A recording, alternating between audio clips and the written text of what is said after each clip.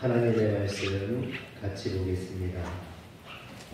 창세기 18장 22절부터 33절의 말씀입니다.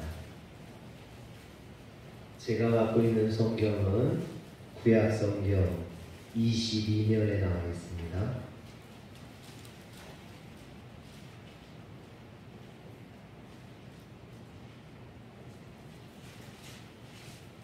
창세기 18장 22절부터 33절의 말씀을 같이 교독하겠습니다. 그 사람들이 거기서 떠나 소돔으로 향하여 가고 아브라함은 여호와 앞에 그대로 섰더니 아브라함이 바다에 나아가는데 주께서 의인을 악인과 함께 멸하려 하시나이까. 그 성 중에 의인 50명이 있을지라도 주께서 그곳을 멸하시고 그 50의인을 위하여 용서하지 아니하시리까. 주께서 이같이 의인을 악인과 함께 지으시는 당하며 의인과 악인을 같이 하시기도 당하느니라. 세상을 심판하시니까 정의를 행하실 것이 아니니까. 여호와께서 이르시되 내가 만일 소돔 성읍 가운데에서 의인 50명을 찾으면 그들을 위하여 온 지역을 용서하리라. 아브라함이 대답하되 나는 기쁘리나 저와 싸우나 감히 주께 아뢰나이다. 50의인 중에 5명이 부족하면 그 55명이 부족함으로 말미암아 내가 거기서 45명을 찾으면 멸하지 아니하리라. 아브라함이 또 아뢰오되 거기서 40명을 찾으시면 어찌하려 하시나이까. 이르시되 40명으로 말미암아 멸하지 아니하리라. 아브라함이 이르되 내 주여 노하지 마시옵고 말씀하게 하옵소서. 거기서 30명을 찾으시면 어찌하려 하시나이까. 이르시되 내가 거기서 30명을 찾으면 그리하지 아니하리라. 아브라함이 또 이르되 내가 감히 내 주께 아뢰나이다. 거기서 20명을 찾으시면 어찌하려 하시나이까. 이르시되 내가 20명으로 말미암아 그리하지 아니하리라. 아브라함이 또 이르되 주는 노하지 마옵소서. 내가 이번만 더 아뢰리이다. 거기서 10명을 찾으시면 어찌하려 하시나이까. 이르시되 내가 10명으로 말미암아 멸하지 아니하리라. 여호와께서 아브라함과 말씀하시고 하시니 아브라함도 자기 스스로 따라하더라. 아멘. 오늘 말씀 창세기 18장은 100세가 다 된 아브라함이 어느 날 정오쯤에 자신의 장막문 앞에서 졸다가 그곳을 지나가는 세 사람을 보고 급히 달려가 그들을 영접하여 극진히 대접하는 것으로서 시작됩니다. 그런데 그 지나가는 길손들이 알고 보니까 하나님과 두 천사였던 것입니다. 그러나 아브라함은 처음부터 그들이 하나님과 두 천사였던 것을 알았던 것은 아니었습니다. 그는 단지 지나간 길손을 정성껏 대접하고자 했던 것입니다. 그런데 아브라함은 부지 중에 하나님을 대접하게 되고 그 하나님으로부터 축복을 받게 됩니다. 하나님께서는 아브라함에게 이전에 이미 주셨던 후손에 대한 약속을 다시 한번 주십니다.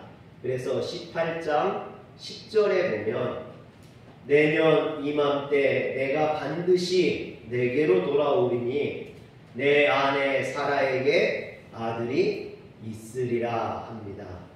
이것은 내년 이맘때 사라가 아들을 낳게 될 것이라는 말씀입니다.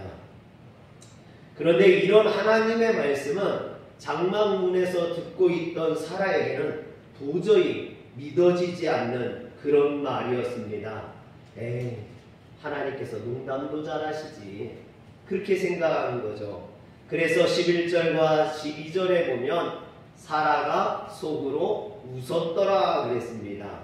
그도 그럴 것이 지금 100살이 다 된 아브라함이 어떻게 아이를 낳고 90세가 된 사라가 어떻게 여자로서 경수가 끊어졌는데 어떻게 아이를 낳을 수 있겠느냐라는 것입니다. 인간적으로 볼 때 이는 도저히 가능하지 않다라는 것입니다. 그래서 12절에 보면 사라가 내게 무슨 즐거움이 있으리요 라고 말을 하죠. 나에게는 소망이 없다라는 겁니다.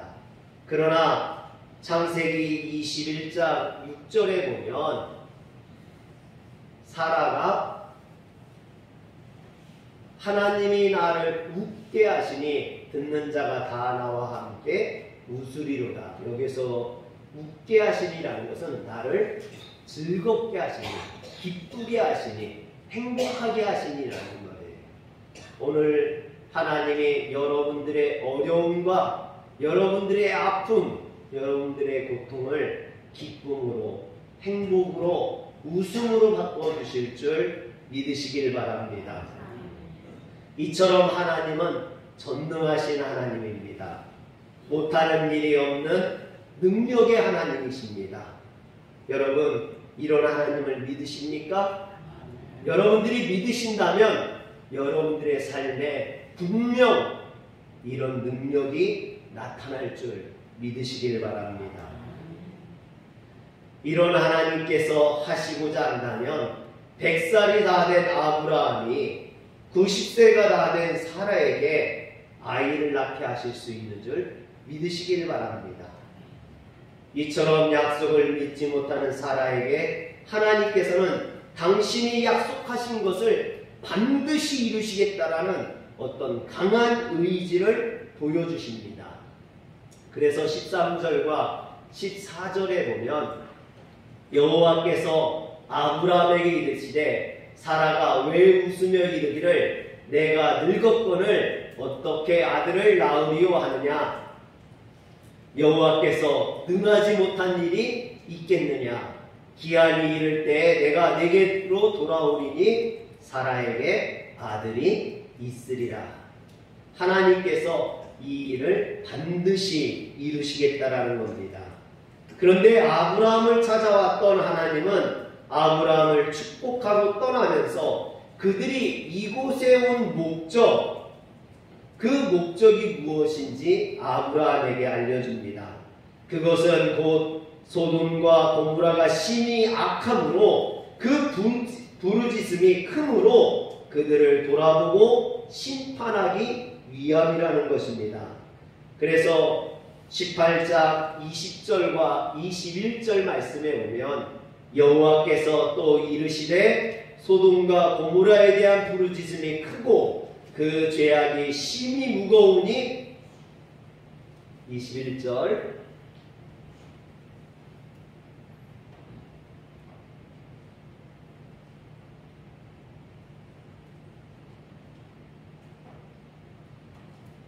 21절이 없어요? 21절 내가 이제 내려가서 그 모든 행하는 것이 과연 내게 틀린 부르짖음과 같은지 그렇지 않은지 내가 보고 알려 하노라 그랬습니다. 이 일을 듣고 아브라함이 하나님 앞에 간청합니다. 그래서 오늘 읽은 우리 말씀 23절과 24절에 보면 아브라함이 가까이 나아가 이르되 주께서 의인을 악인과 함께 멸하려 하시나이까. 그 성 중에 의인 50명이 있을지라도 주께서 그곳을 멸하시고 그 50의인을 위하여 용서하지 아니하시리까 말합니다. 이는 죄악된 소돔이 하나님이 심판하심으로 그 그 성 중에 있을지도 모르는 소수의 의인들까지 멸하시는 것은 부당하다라는 의미입니다. 그래서 그들을 살려달라고 하나님 앞에 간청하고 있는 것이죠. 그리고 이것은 소돔에 살고 있는 그의 조카 롯을 구하기 위한 그런 아브라함의 간구이기도 합니다. 그래서 아브라함은 소돔과 고모라에 의인 50명만 있으면 소돔을 멸망하지 말아달라고 하나님 앞에 간청했던 것이죠. 사랑하는 성도 여러분, 오늘 우리도 아브라함처럼 우리가 살고 있는 이 지역사회를 위해서, 또 가정을 위해서, 자녀를 위해서, 이웃들을 위해서 하나님 앞에 기도해야 될 줄 믿으시길 바랍니다. 우리가 기도할 때 이 지역사회가 하나님의 심판으로부터 구원받게 될 줄 믿으시길 바랍니다. 이것이 그리스도인들의 사명입니다. 우리는 이 땅을 구원하기 위한 그 하나님의 일을 이루기 위해서 우리는 기도하고 간구하며 노력해야 될 줄 믿으시길 바랍니다. 그렇다면 우리가 이 사명을 다하기 위해서 어떻게 해야 될까요? 무엇을 해야 될까요? 첫 번째로 우리는 중보기도의 책임을 감당해야만 합니다. 아브라함은 죄악된 소돔과 고모라를 위해서 그들을 심판하겠다는 하나님 앞에 간구합니다. 기도합니다. 부르짖습니다. 여기서 하나님은 소돔과 고모라에 대한 하나님의 심판의 의지, 죄악 때문에 그들을 심판할 수밖에 없는 심판의 이유를 설명하거든요. 여러분, 하나님께서 부당하게 소돔을 심판하신 게 아닙니다. 심심해서 심판하는 게 아닙니다. 그들은 심판받을 수밖에 없는 그런 죄를 지었고 하나님이 심판하신 것은 그런 합당한 이유가 있었던 것이죠. 여러분, 하나님은 사랑의 하나님이십니다. 그러나 또한 하나님은 공의의 하나님이시기도 합니다.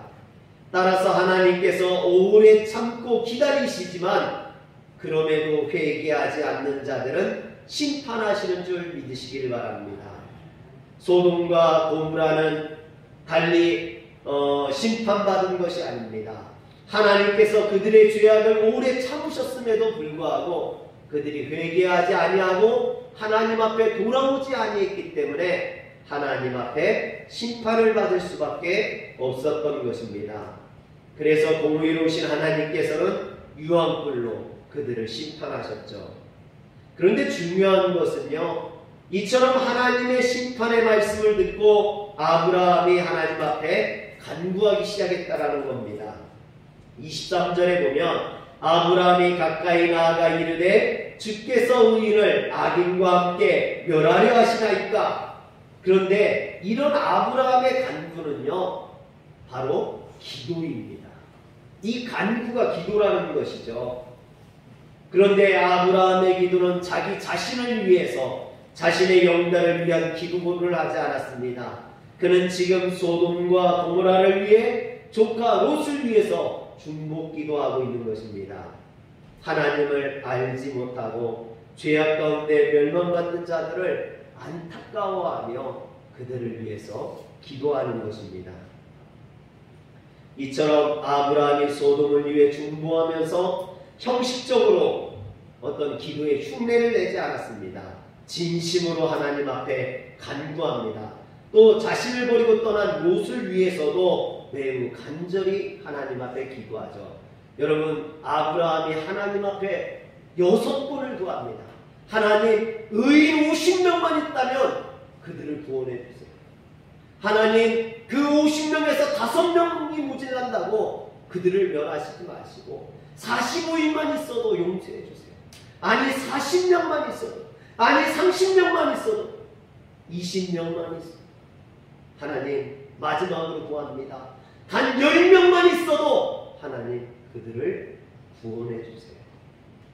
여러분, 아브라함이 자신과 상관없는 그 소돔 사람들을 위해서 얼마나 간절하게 포기하지 아니하고 끈기 있게 하나님 앞에 간구합니까?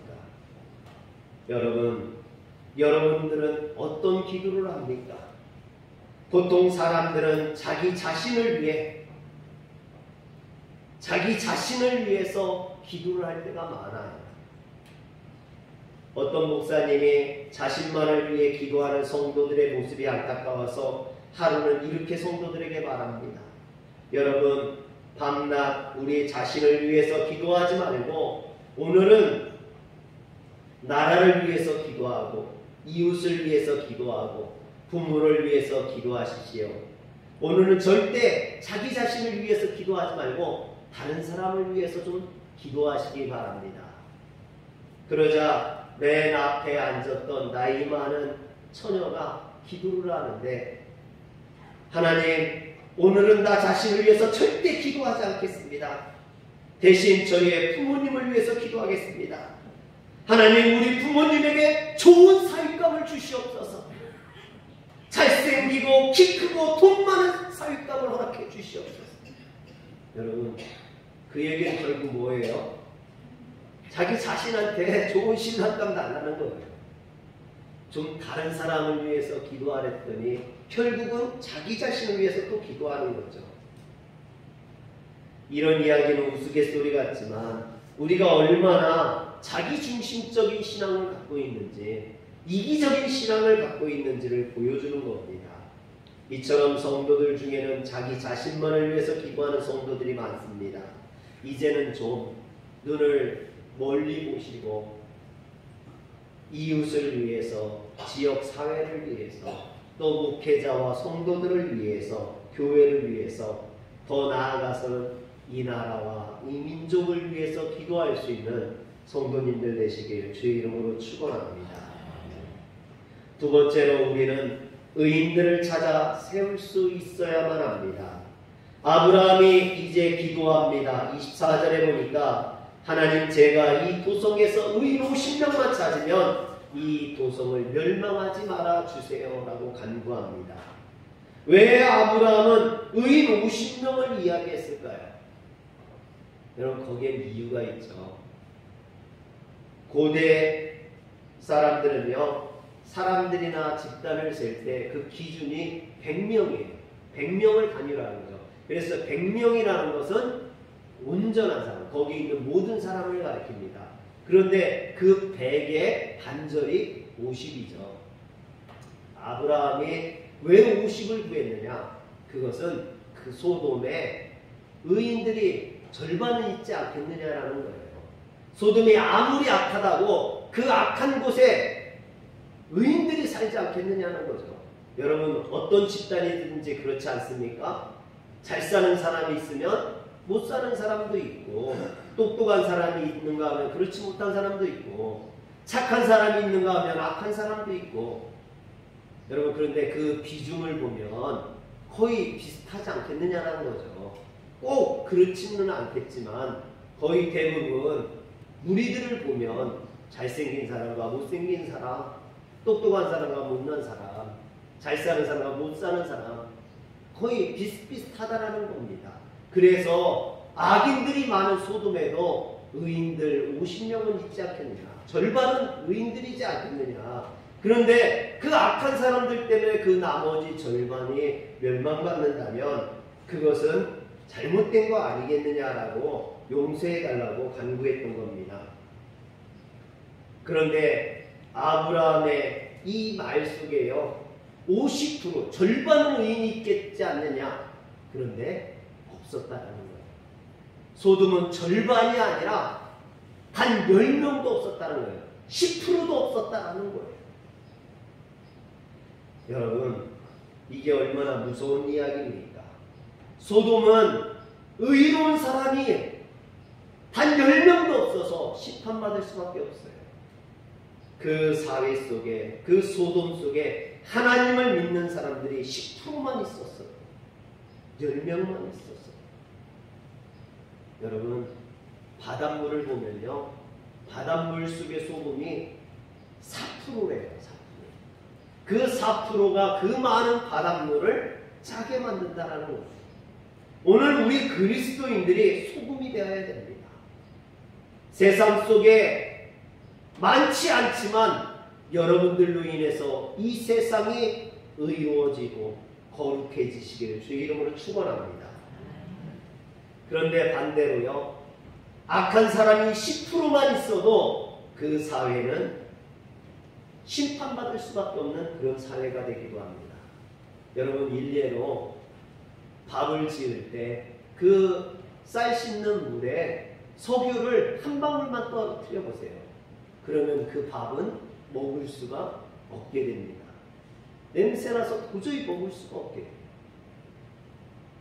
우리 사회 속에 10%만 악한 사람들이 그 사람들이 중심이 되어서 움직인다면 그 사회는 심판받게 되는 거죠. 그러나 그 사회의 10%의 기독교인들이 그 사회를 움직이는 영향력을 미친다면 그 사회는 구원받는 사회가 된다는 겁니다. 그래서 어떤 사회에 그 사회를 인도하는 사람들은 리더가 딱 10%인데 그 10%가 악한 사람이냐 아니면 의로운 사람들이냐에 따라서 그 사회는 심판받을 사회로 가기도 하고 구원받을 사회로 가기도 한다는 겁니다. 오늘 그래서 우리 기독교인들이 이 사회에 영향력을 행사해야 될 줄 믿으시길 바랍니다. 여러분들이 선한 영향력을 미쳐서 이 나라가, 이 사회가 구원받을 수 있어야 돼요. 우리나라의 기독교인들이 지금 19%래요. 예전에는 25%까지 갔었어요. 그런데 우리 사회를 보면 어떻습니까? 총체적인 부패에서 벗어나지 못하고 사회가 혼란스럽고 하루가 멀다 하고 강력사건이 벌어집니다. 이는 그리스도인들이 이 사회의 영적인 리더로서 19%나 되면서도 그 영향력을 미치지 못하고 있기 때문입니다. 그러므로 우리는 세상 속에서 하나님을 믿는 자로서 세상을 썩음에서 구원하는 소금이 되어야 될 줄 믿으시길 바랍니다. 그래서 이 땅에는 의로운 그리스도인들이 필요합니다. 창세기 15장에 보면 아브라함의 의에 대한 말씀이 나와요. 아브라함은 늘 의롭게 살려고 노력했던 자입니다. 성실하게 의를 행하려고 노력했던 자예요. 그러나 아브라함의 인생을 보면 실수가 있습니다. 허물이 있습니다. 여러분, 아무리 의롭게 살려고 해도 인간은 허물이 있고 죄가 있고 실수가 있을 수밖에 없어요. 그런데 그 아브라함이 하나님을 믿고 하나님의 약속의 말씀을 붙들었을 때 하나님이 아브라함을 의롭다 인정해 주셨어요. 그래서 창세기 15장 6절에 보면 아브라함이 여호와를 믿으니 여호와께서 이를 그의 의로 여기셨다라고 말합니다. 사랑하는 성도 여러분, 우리의 노력으로 또는 우리의 힘으로 우리의 능력으로 의로워질 수 있는 것이 아닙니다. 참된 의인은 내가 하나님을 믿을 때 하나님께서 나를 의롭게 하시는 줄 믿으시길 바랍니다. 그래서 의인이 되려면 먼저 하나님을 믿어야만 합니다. 내 부족함과 죄인됨을 깨닫고 하나님 앞에 회개할 수 있어야 돼요. 또한 하나님을 신뢰함으로 하나님 앞에 나와야만 합니다. 이것이 우리 신앙의 출발입니다. 사랑하는 성도 여러분, 그래서 저는 찬송가 280편을 그래서 좋아합니다. 내가 정말 하나님 앞에 두 손 들고 나아가는 심령으로 또 하나님 앞에 간구하는 심정으로 하나님 앞에 이 찬양을 합니다. 전부여 의지 없어서 손 들고 옵니다. 주 나를 외면하시면 나 어디 가리까. 내 죄를 씻기 위하여 피 흘려 주시니 곧 회개하는 마음으로 주 우리 같이 찬양합니다. 2절. 전부터 계신 주께서 영죽을 죄인을 보혈로 구해 주시니 그 사랑은 없네. 내 죄를 씻기 위하여 피 흘려 주시니 곧 회개하는 마음으로 주 앞에 옵니다. 나의 수 의지함으로 그 본능 받아서 주님께 구한 모든 것 늘어냈습니다.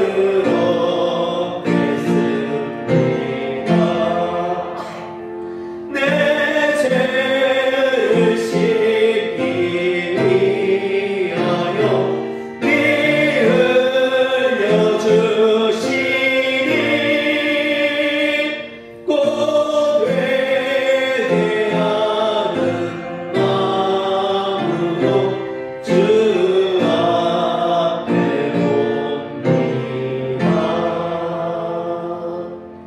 옵니다. 아멘. 할렐루야. 우리의 의로는 하나님 앞에 이를 수 없어요. 우리는 하나님 앞에 두 손 들고 나아올 때 하나님께서 우리를 의롭다 인정해 주시는 줄 믿으시길 바랍니다. 그러나 의롭다함을 받았다고 그것이 끝이 아니에요. 우리가 의롭다함을 받았을 때 그때부터 믿음이 시작되는 겁니다. 거기서부터 신앙생활이, 참된 신앙생활이 시작되는 거죠. 이제 우리의 인격을 통해서, 우리의 존재를 통해서, 매일의 삶을 통해서 하나님을 드러낼 수 있어야만 합니다.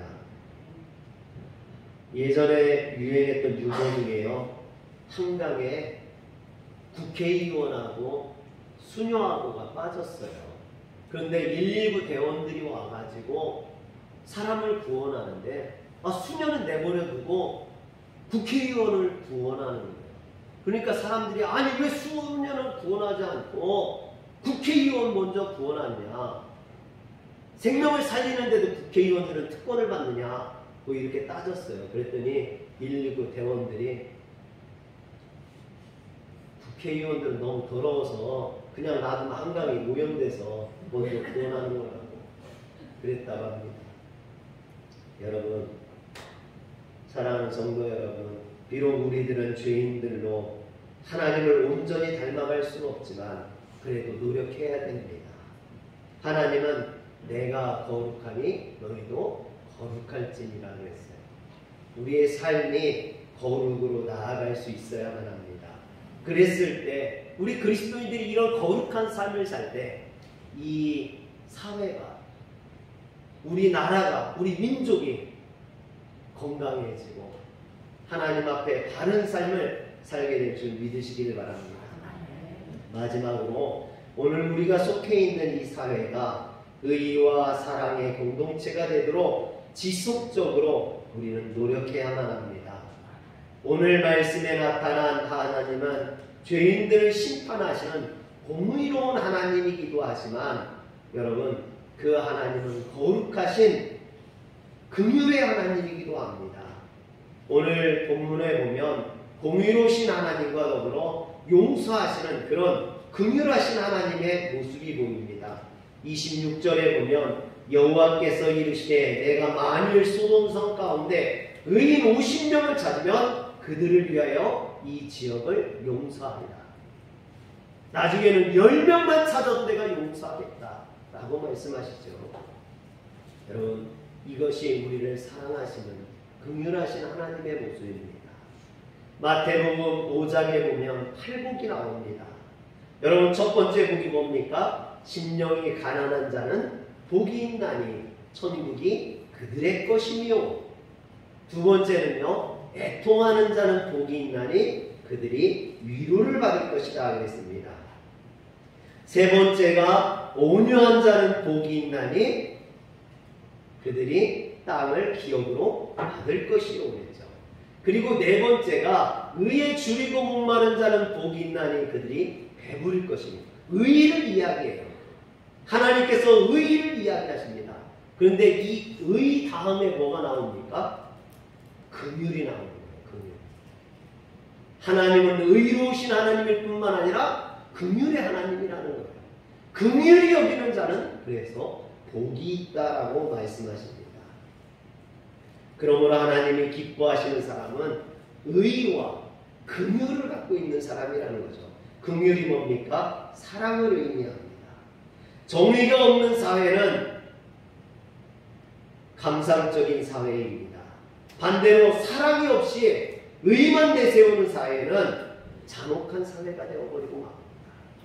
그래서 의와 사랑이 균형을 이룰 수 있어야 됩니다.